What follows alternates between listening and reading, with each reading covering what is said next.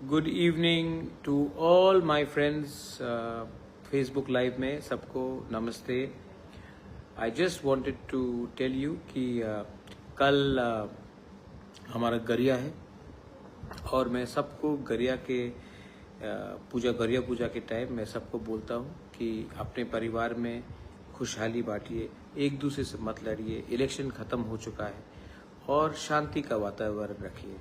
गरिया कोई भी पॉलिटिक्स से हजार साल बड़ा है और उसका अहमियत भी बहुत ज़्यादा है। It is more valuable to us than any politics. तो मैं गरिया पूजा के कल गरिया पूजा के अवसर में मैं आप सबको बोलता हूँ कि दुश्मनी छोड़ो, भाई भाई से हाथ मिलाओ, दोफा को सामने रखो और प्लीज़ फाइट मत करो।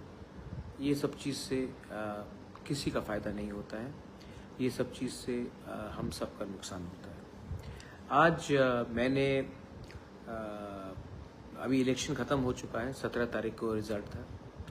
इलेक्शन ख़त्म होने के बाद आज मैं अपने कमरे में था तो मैंने एक व्यक्ति को फ़ोन लगाया और प्यार से बोला कि वापस आ जाइए। और उसने फ़ोन उठाया और बोला बुबागरा मैं आऊँगा। और मुझे बहुत अच्छा लगता है। देखिए, मैंने हमेशा कहा है नफ़रत हारेगा, प्यार जीतेगा। और जो लोग मुझे छोड़ के गए वो भी मुझे प्यार करते थे, लेकिन हमको भी उनको, अगर मैं राजा हूँ सच में, तो as a king you should have a big heart. तो आज मैंने फ़ोन किया और वो शाम को राजबाड़ी आए और अभी भी मेरे साथ बैठे हैं। एनी गेसेस कौन है वो वापस बीजेपी को छोड़कर मेरे पास आ गए हैं और वो मेरे बगल में बैठे हैं। कोई गेस करना चाहता कौन है? नमस्ते बोल दो अनंत बाबू। अनंत देवर्मा आए मेरे पास, मुझे सॉरी बोला। उनका उम्र है, मैंने कहा सॉरी बोलने का दरकार नहीं है, गलती सबसे होता है।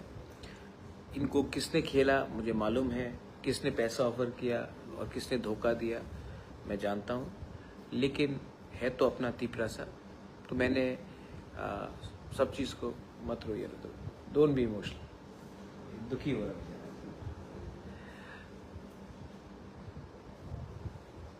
थानसा जीतेगा।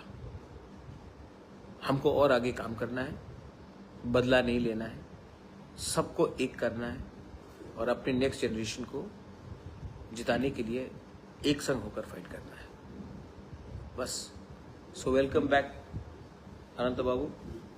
आप 12 दिन बीजेपी में थे, अब मरते दम तक मेरे साथ रहिए, अपने दोफा के साथ रहिए। हाँ कि नहीं अनंत बाबू?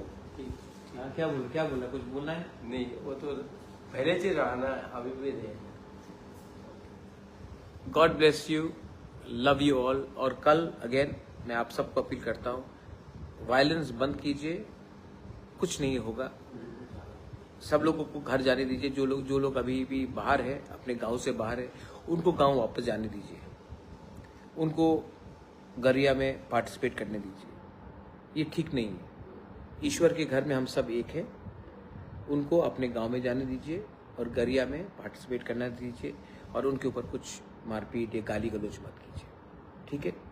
अगर आपका राजा माफ़ कर सकता है, दिल बड़ा करके सबको ला सकता है, तो आपको भी ये करना चाहिए। बेलाइनो हम बाय और कहा।